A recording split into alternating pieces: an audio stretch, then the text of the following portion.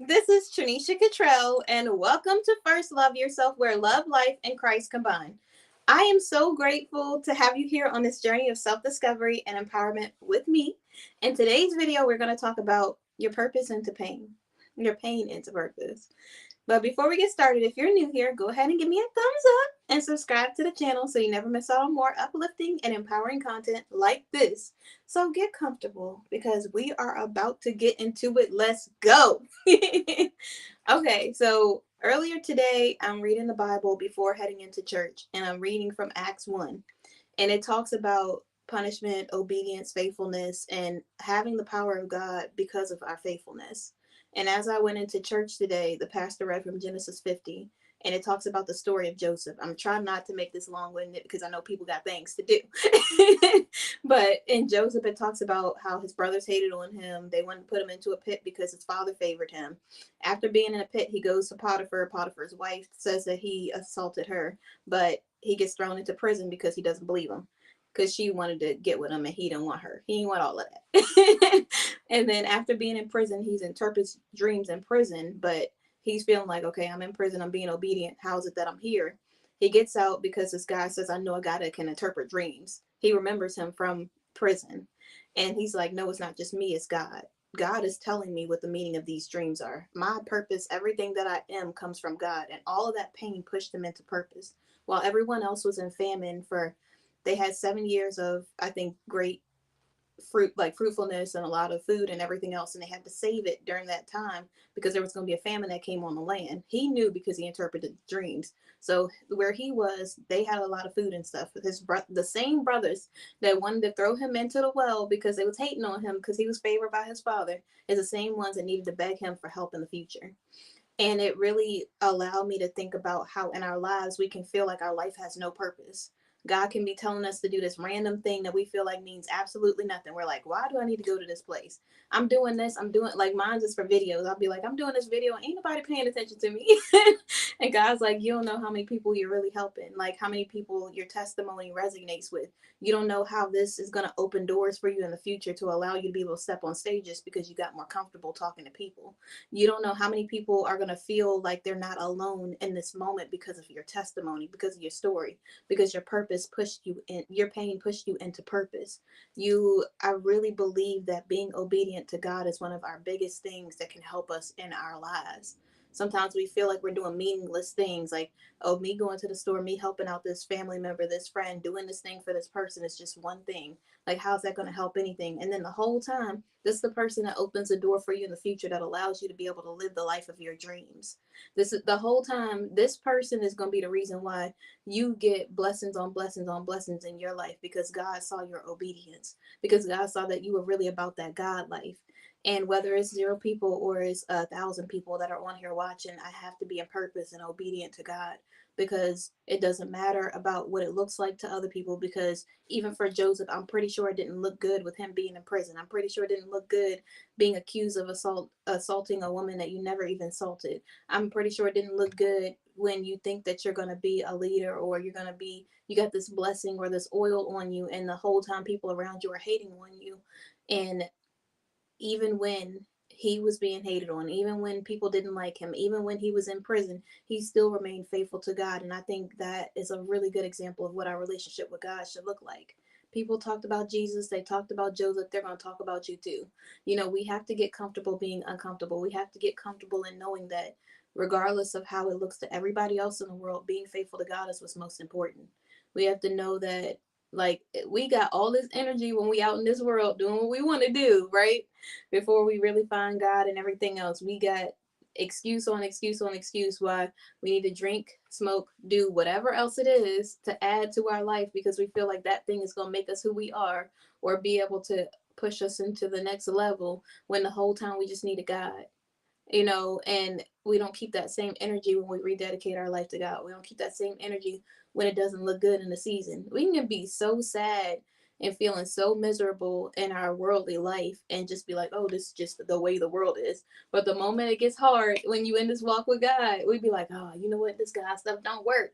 But it do work. It just takes pressure. It takes pain to push you into purpose. It takes all of that molding, all of the stuff that God is doing in the off season to prepare you for the season. You can't just be ready out of nowhere. You got to get ready by going through the preparation process. And sometimes we don't want to do it because it's hard. But either it's going to be hard with God, where you got God's grace and mercy, or it's going to be hard without God, where you got to lean on your own will. And we can only do but so much, but God can do everything. Why not go through life with God instead of without Him? And another thing that was illuminated that really stood out to me is the jealousy. And the pastor used an example of family, like Joseph's father favored him over the other 12 or 8. I can't remember. It was a lot of kids that he had.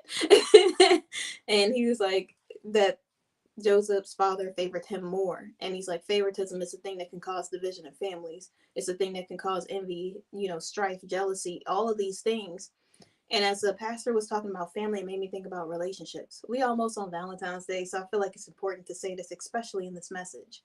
But sometimes we can get that way in relationships where we see some guy do something for another woman and we're like, well, my guy doesn't do this. You see him buy her a dozen roses. Why didn't my man buy me a dozen roses? You see them going on trips or him doing this thing for her. Why isn't my man doing this? Or even for men, it'll be like, well, his woman did all of these things. His woman looks like this. She does this like this. And we get this comparison thing. We get this envy and jealousy for something that we don't know nothing about. They could be miserable in their relationship. Hopefully they're not, but they could be. And because we are coveting what someone else has, we start to get jealous of what someone else is doing in their life, in their relationship, thinking that that's what ours should look like. But that man is not grace for you. You have to allow that man to be who he is so that you could be blessed by the things that he is good in. He's not going to be the same as this other man that you see on social media, in a highlight reel, or on some other platform. He's going to look like your man, not their man. Because if he was made for you, he would be with you. But because he's with someone else, he's their man. He's not yours.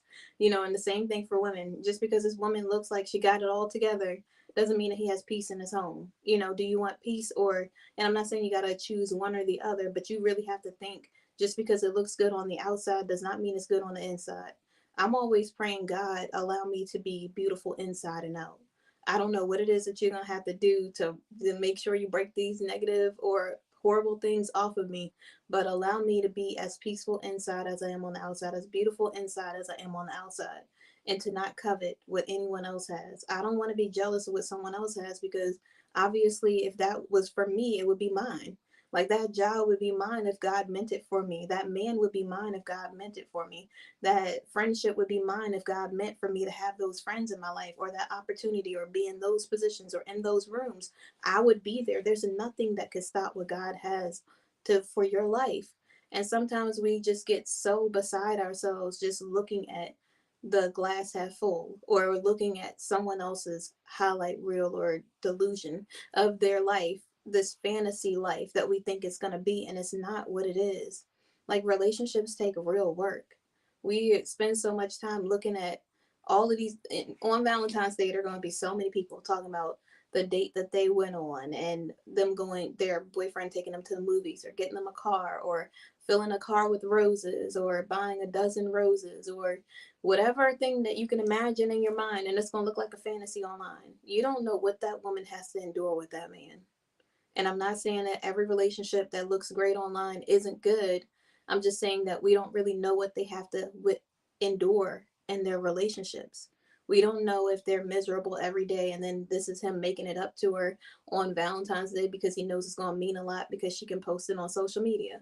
We don't know if he is verbally, every day, and then he just makes it up by buying her gifts. We don't know if don't they look good online because they're both attractive.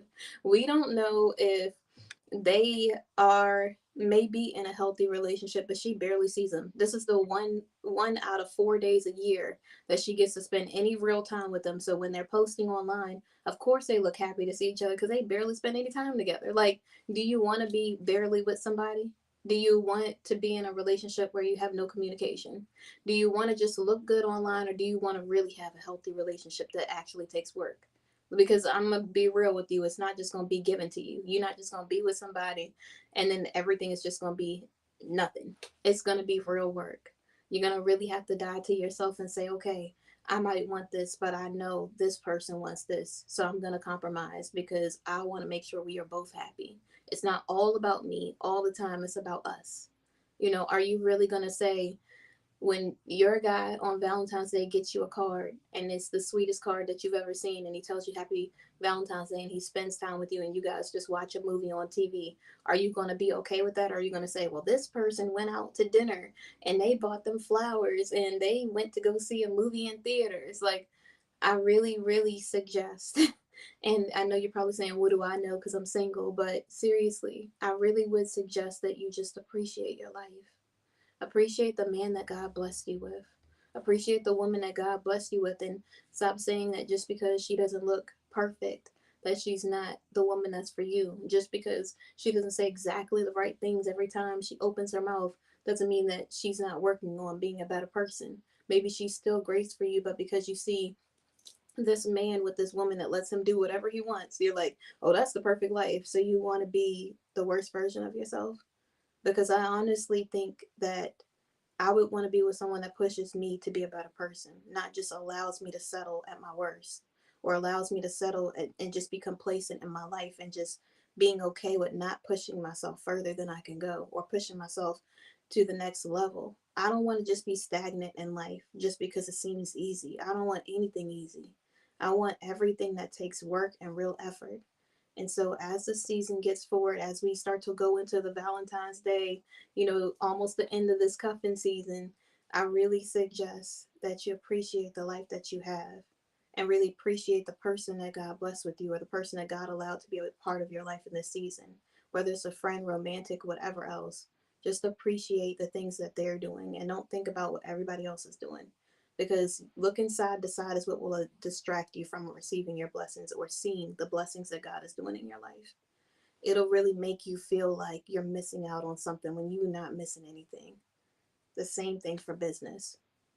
When you're in business, you look and you might be just starting your business up and you're like, oh, I don't see it blowing up yet. I don't see it, me having 100,000 people buying items, or whatever your thing is that you think is going to happen overnight.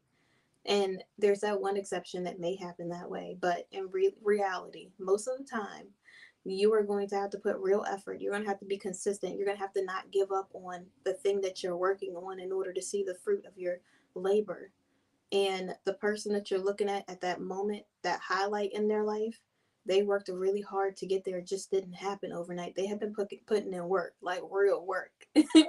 And that's the same thing that we have to do. We can't just look at a moment in someone's life and say, I want that, without wanting the pain that they went through.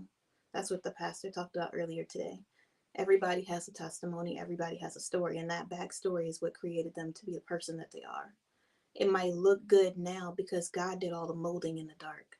Allow God to mold you and appreciate your life so that you can receive everything that He has for you. So, thank you so much for watching. Give me a thumbs up and subscribe to the channel. And I will see you guys tomorrow. Bye.